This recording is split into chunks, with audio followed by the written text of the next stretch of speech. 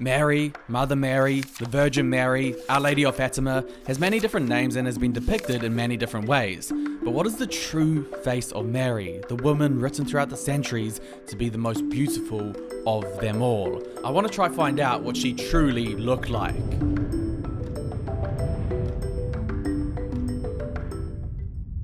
Obviously, Mary lived during the time of Jesus, because she is the mother of Jesus, and there was no photography 2,000 years ago, so we don't have any photographs of the Virgin Mary.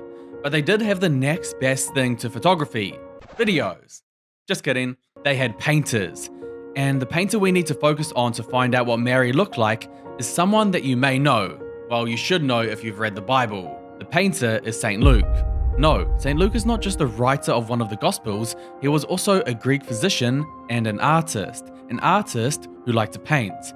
The reason why this is important to us is because he was alive around the time of Mary.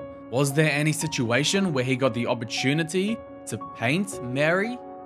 The tradition of the Orthodox Church gives evidence that he did. Historian Theodorus Lector and St. Andrew of Crete wrote about St. Luke drawing the Virgin. Simeon the Metrophast, historian and author, mentioned one icon of the Virgin Mary holding Christ. He said that it was painted by St. Luke. St. Demetrius wrote that everything started with St. Luke painting Mary. Luke got inspired and later painted 3 more similar images of the Theotokos. That's 4 icons of Mary attributed to the Apostle Luke, noted as the first ever images of Mary. But what were these paintings by Luke, and what did Mary look like in them? People always talk about the most photographed actresses, or the Princess of Wales is the most photographed woman, but really, the most represented woman in all of history is Mary.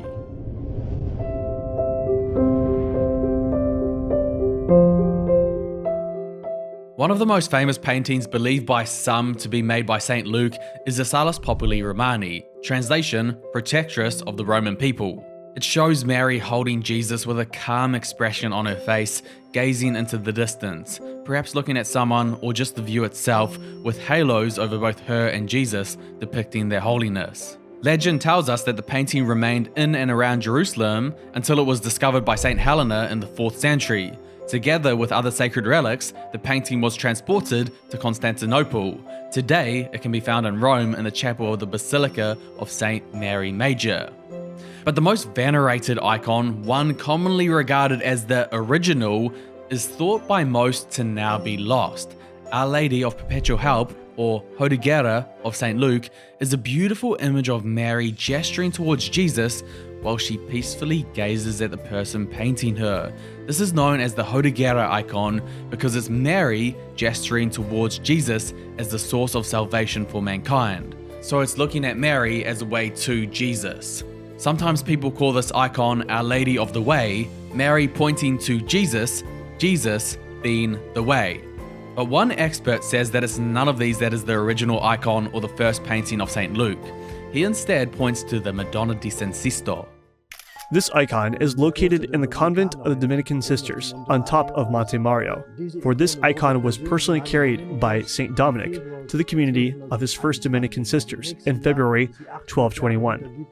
Since that time, this icon has been locked up with them, behind bars like a prisoner, for Christ's sake. The icon itself is radiantly beautiful, with Mary's cheeks aglow with a gentle pink blush, as though it were a living image. But what captures one's attention are the eyes, looking at you with an expression so pure it's as if she's never sinned, as if she knows exactly what you're feeling, eyes that are hard to put into words. 60 years ago, people speculated that this was the original image of St. Luke, but they wanted to see if science would confirm or disprove this theory. So in 1960, they carried out radiocarbon tests to see how old the image truly was. The results came that it dates back to the 1st century AD. This makes it the oldest painted image of Mary and is entirely possible that it is the original painting of the Mother of God. Reality is there are many icons which are said to have been painted by the Apostle Luke. Our Lady of Vladimir, one of the most venerated Russian icons of Mary, where the Moscow Annals name St. Luke as the artist behind the icon.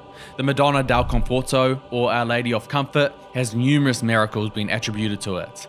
Mary, the mother of Jesus Christ painting carried by St. Thomas the Apostle to India is another thought to have St. Luke's fingers behind it. But arguably, the most interesting one is Our Lady of Czestochowa, or the Black Madonna. This stands completely different to the other images of Mary, I think for obvious reasons. The legend of this icon is that it was painted on a table that was originally crafted by Jesus in his workshop. After his death, it was brought to Constantinople around 300 AD, where it remained for 500 years. Over the years, many enemies laid siege to Constantinople, and the icon became a center of hope for the people of the city. Once, when the city was under attack and the chapel housing the icon caught fire, everything was destroyed except a small section of the wall with the painting of Mary and Jesus. The intense heat and soot from the fire had darkened the already dark olive features of Mary and Jesus, which is why they are the color that they are today in the image. But this is not the only image where the Theotokos is portrayed in a different manner. In future apparitions, she would appear with different facial features, skin tones, and nationalities compared to the ones painted by St. Luke. What did Mary look like in these apparitions, and why did she look different in each one of them?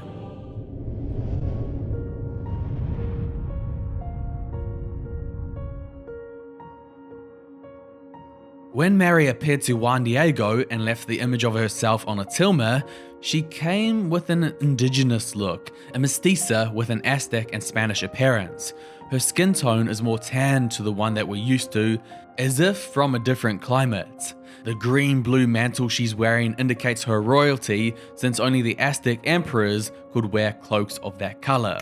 And then in another apparition where she appeared in Kabeho, Rwanda to 3 schoolgirls, again, she is depicted as completely different. She's shown as an African woman. She has a dark skin color, holding the rosary with that recognizable gaze that could seemingly hold 1,000 stars in it. Compare this to the images painted by Luke, to the image she left on the tilma, and to Our Lady of Fatima, she looks different. But the question is, why?